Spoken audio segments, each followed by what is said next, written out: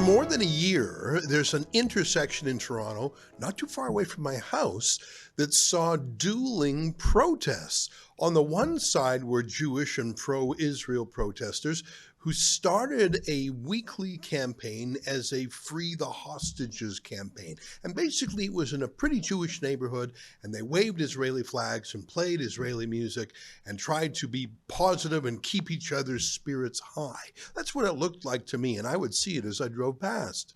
Well, then across the street in the same neighborhood, pro-Palestinian and in some cases pro-Hamas counter-protesters would come. They didn't live in the neighborhood. Many of them drove in from miles away, but every Sunday they came to counter-protest, and some would find it distasteful that they would counter-protest the first protest, which the main purpose of which was releasing the hostages. Well, these dueling protests went on for pretty much a year, and police were deployed en masse. Not just that, but there were a lot of arrests made, typically of people like myself or David Menzies, who got too close to the Palestinian side of the street. I didn't know there was such a thing. You might recall that when I was arrested, the police said that it was because my mere presence on the public sidewalk could cause a disturbance. Here's a clip of the police telling me that and then arresting me when I didn't move. I'm just going to ask you nice. You're not asking, you're pushing. Okay, you're going to be arrested if you don't. For what? Arrested for what? For breaching the peace. I haven't breached the peace. I think you have. They have. I think you have. I haven't breached the peace. This is my neighborhood. Your being here is breaching the peace. But that means I'm an illegal person in my own country. You're breaching the peace here. I haven't breached the peace. I know. I listen. I don't want to arrest you. Well, a few weeks ago, a peace deal, for what it's worth, was signed or agreed to in the region, with major regional players like Turkey and Saudi Arabia, Egypt and Jordan signing on, with Israel signing on, and most importantly, through its Qatari proxies, Hamas itself signed on. So the primary call of the pro-Palestinian protesters for a year, on the face of it, was met. There is a ceasefire. Obviously, if there are any breaches of the ceasefire, the other side fights back. But generally, it could be said that the war in Gaza is over. In fact, there's a large planning center nearby where Israeli, American, and other countries, including military, are working on the next phase of the plan, which would be to clear the rubble and start rebuilding Gaza, along with a foreign UN-style police force to make sure things stay in hand. I don't know if it has a chance of success. In my mind, Hamas is an implacable foe, but maybe Donald Trump is right. The question is, what's going on here in Canada? If the hostages are returned, if the ceasefire is in effect, what is the state of affairs for the protest? Well, there's only one person to ask for that question. Her name is Caryma Sa'd, and she has been documenting this protest and all other street protests in the region with a series she calls Protest Mania. What a pleasure to be joined by Caryma Sa'd. Caryma, great to see you again. Thanks for taking the time. Thanks for having me.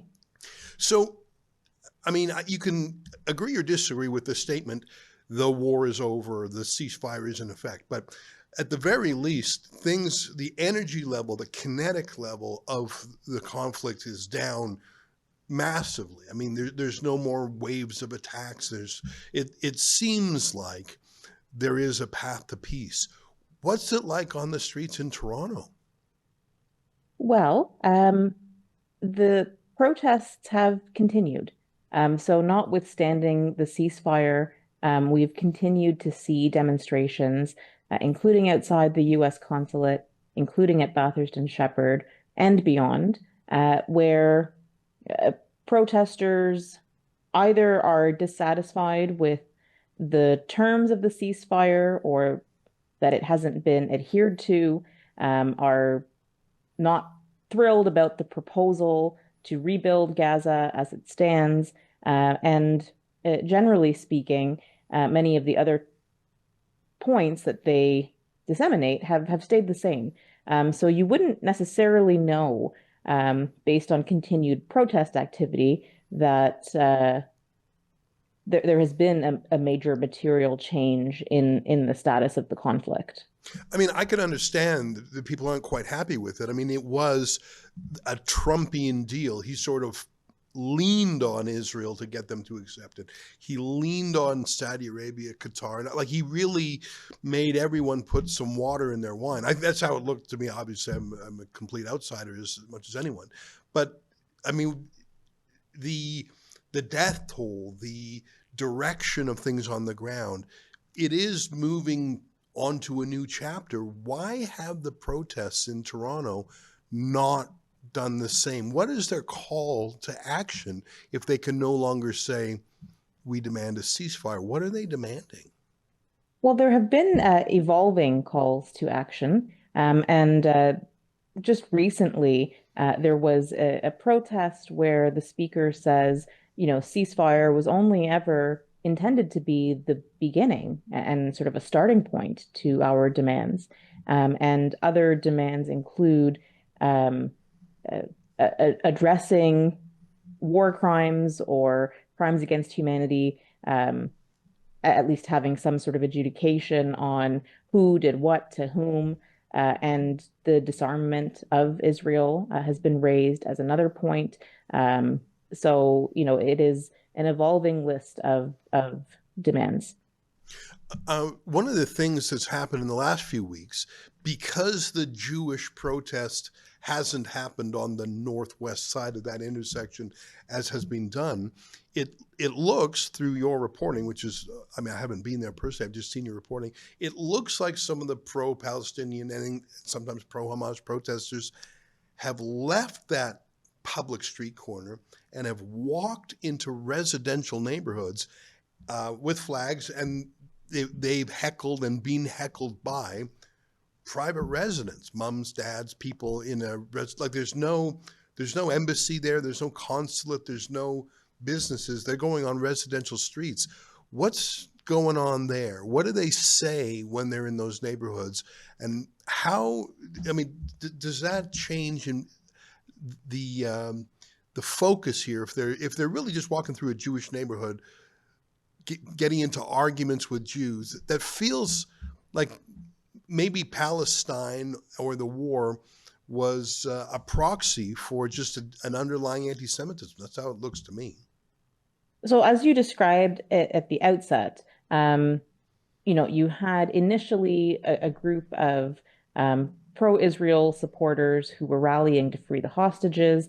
They were there for about a year until counter-protesters showed up. And then that lasted for about a year.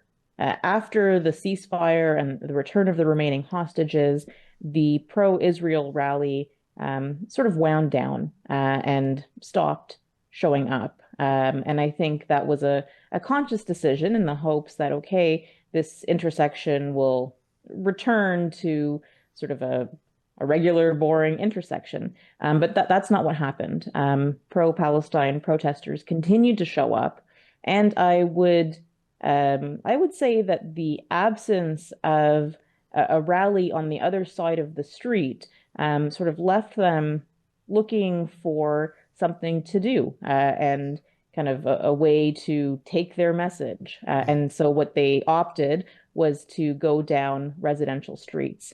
Now, if you were to ask them about this tactic and the propriety of it, the purpose, the utility, I think you would get a range of answers. One person we spoke with yesterday disputed the notion of a Jewish neighborhood, saying that census data shows it's mostly Christian, mostly Filipino, and sort of she was playing with the statistics a little bit in that way and saying essentially, we're not here to intimidate, we're not here to harass, we're here to be peaceful. Of course, the flip side to that is you have some who are quite literally cosplaying as Hamas leaders, which, just the optics of that, the sight of that is triggering, I think, especially when it's foisted upon civilians who ostensibly have no direct link to Israel. And Toronto police, for their part, have kind of varied their approach slightly week by week based on the online reaction to footage that's coming out of the neighborhood. But on the whole, have remained fairly hands-off. And so what we saw happen just this past week was the return of some of the original rally organizers who came with their flags, who joined the march down the residential streets. We had an inspector who kind of lost his temper, not in an overly dramatic way, but you could really see the frustration in sort of the inability to manage these competing groups. And so we remain at an impasse here. Enough! I've had enough! We're stopping this! Please stand back! Continue! Stop! Please! That's all I'm asking. I don't want any interaction. I've got to keep the peace. That's my job. I'm trying to do that. I'm just trying to keep you guys separate in order to keep public safety. Either party's hurt. That's all. Escalate the situation, and we're going to get people. Why not stop them? It wasn't fine, and I can see it starting to go. Our whole job is to ensure that there's safety between the two. This interaction is not part of that. Not good.